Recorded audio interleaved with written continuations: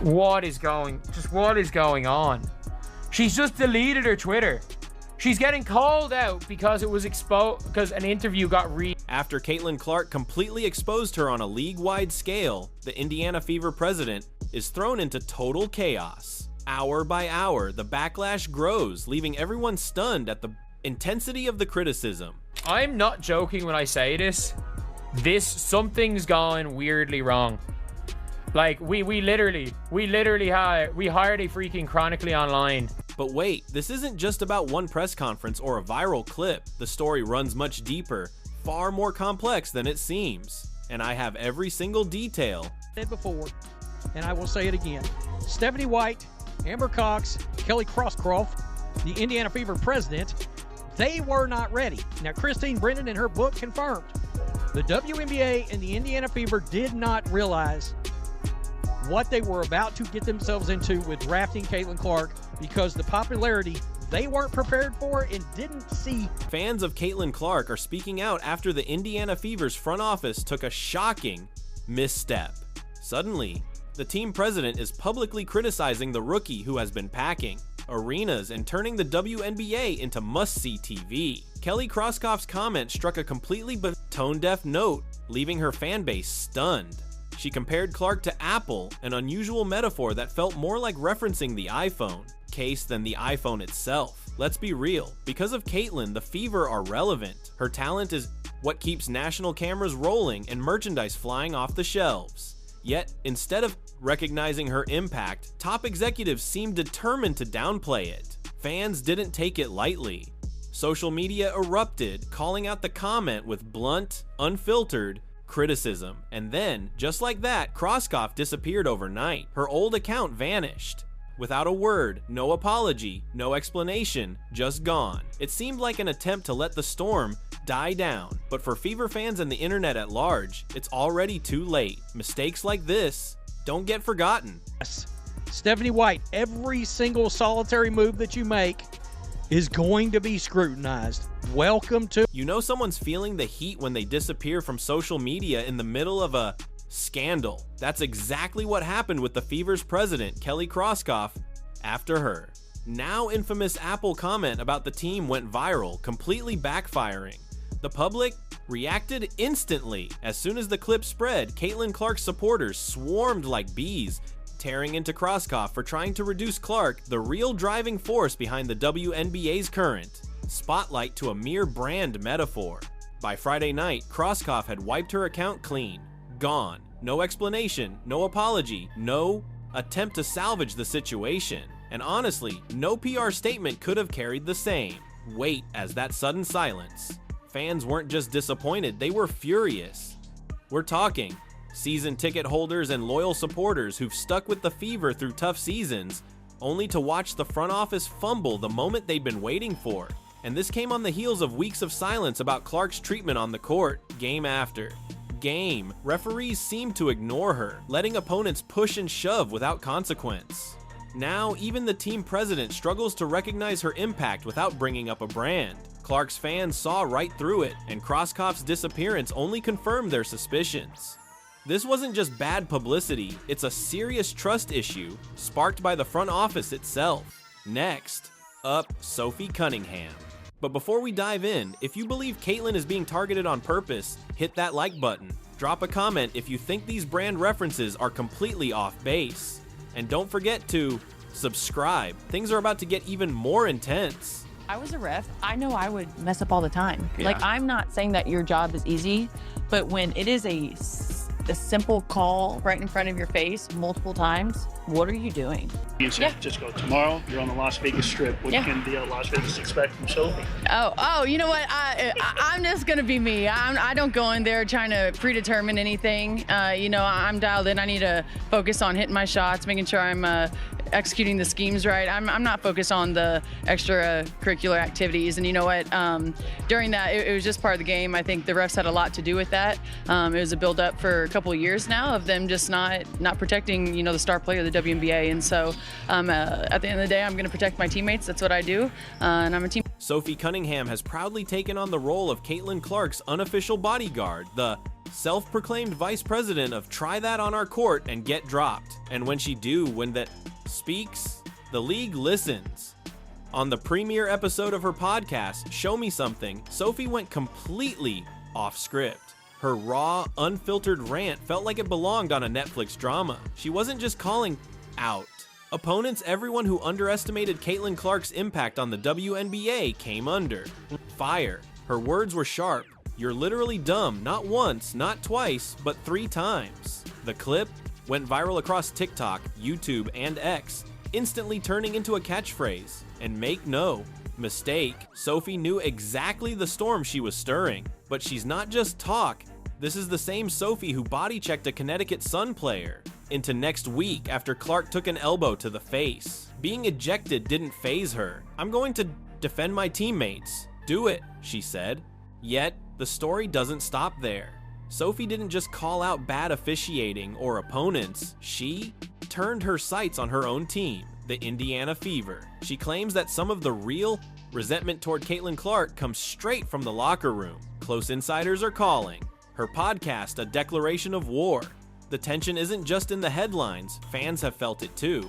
The clash between established veterans and viral sensations is nothing new in the WNBA, but right now, it's boiling over in Indiana. Sophie isn't here to play nice. She's here to shake everything to its core. It wasn't a dirty play. It was an intentional foul, and it was meant to send a message. It turned into a scuffle, and I don't think anybody wanted that. But the way that the game went and how egregious the referees were and how they were not protecting players, and they especially weren't protecting the #1 player in this league, the biggest draw in this league, which is Caitlin Clark, and they continue to not do that. To me, this was not a dirty play. This was making a statement because the referees didn't do their damn job. This would not have happened at the end of the game if the referees did their job during the first play. If the referees did their job, not just the first play, every single play leading up to that. If the referees had control of the game, that is their only job. The referees' first job, their #1 job, is to protect their players. Like, I get it to a certain extent, and like every rookie coming into the league, that's how you're going to treat them. But there's just more.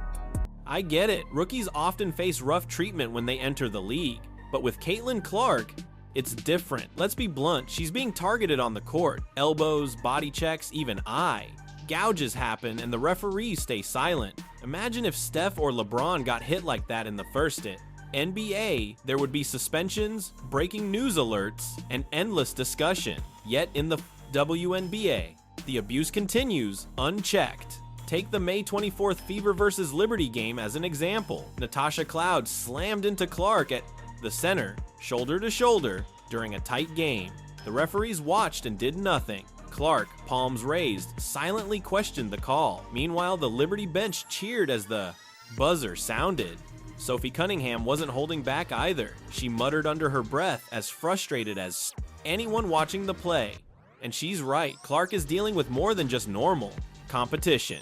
This isn't simply tough defense, it's targeted disruption. Some rival players quietly accept it, as if the unspoken rule is, make her earn it, break her before she gets too visible. And that's exactly what's happening. But Clark isn't breaking. She didn't come here to bow to the league's hazing rituals, she steps up when referees fail to act. And Sophie, she's out there throwing her weight and words like it's a full-time job. This goes far beyond a few questionable plays. It's becoming a pattern, gaining attention, and honestly, it's starting to feel like more than coincidence. If you're still watching, you know this isn't just a basketball story. Don't just sit there, stay in the mix. Like, comment, and subscribe to keep up, because the next twist could come at any moment. We want to sustain the growth and the interest level in the franchise. I mean, this is about the Indiana Fever. Yes, we have a foundational player in Caitlin Clark and Leah Boston, and we're going to continue to add to that. But I want this team to be the leader in the country and, you know, a brand, an enduring brand, you know, like Apple or something. I mean, we have a... Behind the scenes in Indiana, things aren't just tense, they're exploding. This isn't about image or showmanship anymore. On one side, the business executives are pushing to turn the Fever into a sleek, polished brand aiming for an Apple-level reputation. On the other side, athletes, fans, and even rival coaches see the truth. For now, the brand is Caitlin Clark, and that's where the friction starts. Trouble erupted when Fever president Kelly Krauskopf tried to dock Final Dogs, diminish Clark's influence. Sophie Cunningham didn't just disagree, she went off, even clashing with her own management team. This wasn't some spur-of-the-moment outburst during an outburst interview. Insiders say the podcast rant was planned a premeditated strike in response to the president's comments. Sophie didn't just criticize the WNBA, she publicly called out her own front office and backed it up with facts. This wasn't frustration, this was rebellion, and in doing so, she exposed a deep identity crisis within the franchise. The Fever have a superstar at the center of their team, yet they still cling to old ideas of control, instead of embracing a dynasty around her. Some see Clark as the future, while others are AC, holding on to authority from the past. Sophie sees it clearly, and she isn't alone. Krauskopf's sudden disappearance and erased social media account only underline the chaos. Let's be real, the Fever's internal struggle isn't subtle. It's a battle over identity, power, and the different, very future of the franchise. I can take a look here. What the WNBA is doing with Caitlin Clark is the equivalent of the NBA doing this to Michael Jordan in 1986. It just doesn't make sense to me. You are biting the hand that feeds you. Mind you, if LeBron James got slammed to the floor after an eye poke, Twitter would erupt. SportsCenter would replay it non-stop. But when Caitlin Clark faces the same treatment in the WNBA, crickets. No whistle, no headlines, no outrage. Imagine Steph Curry being taken out game after game without protection. Would the NBA ignore it? Absolutely not. Yet this is Clark's reality. And make no mistake, she's no rookie. Everyone tunes in to women's basketball because of she's the star, the ratings driver, the reason arenas are packed. Yet somehow she's still being treated like a secondary player. Sophie Cunningham didn't hold back. Unacceptable. Even coach Stephanie White called out the referees publicly for repeatedly ignoring the abuse. Fans see it, the media sees it, but the league, silent. If Clark were a man, the WNBA would be bending over backward. Instead, her own team, executives rarely act while she gets pushed around. Sophie fights for her, fans fight for her, but some people who should support her are too caught up in politics. Clark isn't the future, she's already here. Yet the old guard still acts as if they can control or intimidate her. This isn't just a disagreement, it's a reckoning. The league and her franchise may be squandering a once-in-a-lifetime opportunity, but Clark's influence won't fade. And Sophie Cunningham makes it clear, you're either with her or you're irrelevant. The next update could break the internet. To stay on top, hit the bell, subscribe, and leave a Belegy do stage. Comment, this is just the start of the storm. As this story unfolds, it's clear the drama around the team, leadership, and league isn't just a single controversy, it reflects a sport growing into a new era. When a league rises fast, audiences expand, and excitement comes with unprecedented force, not everyone can handle the pressure. What we're seeing is an organization, a fan base, and a league adjusting to a spotlight that's brighter than ever, and transitions like this are never smooth.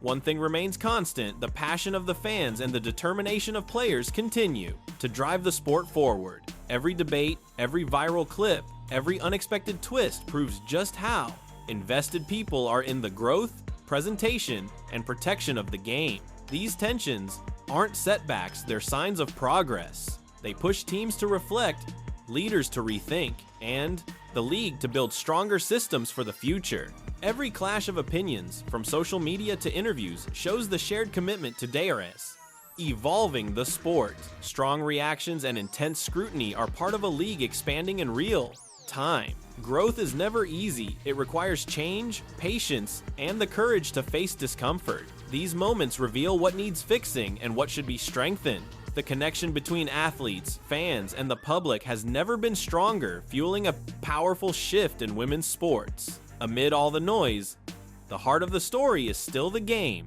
itself, the competition, talent, strategy, and dedication displayed night after night. No matter the drama behind the scenes, the court is where evolution happens. Teams adapt, players rise, and the league builds a more confident, visible, and united identity than ever.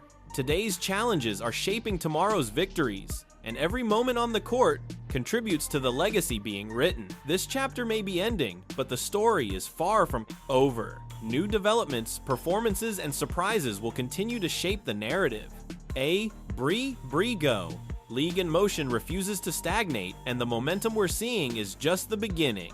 Stay part of the wave, keep watching, engage, and make your voice heard. The next turning point could happen at any moment, and the season's evolution is only gaining speed. The journey is just starting, and the upcoming moments could redefine everything we thought we knew. Thanks for watching Clark Facts, your go-to for clear, reliable updates and breakdowns.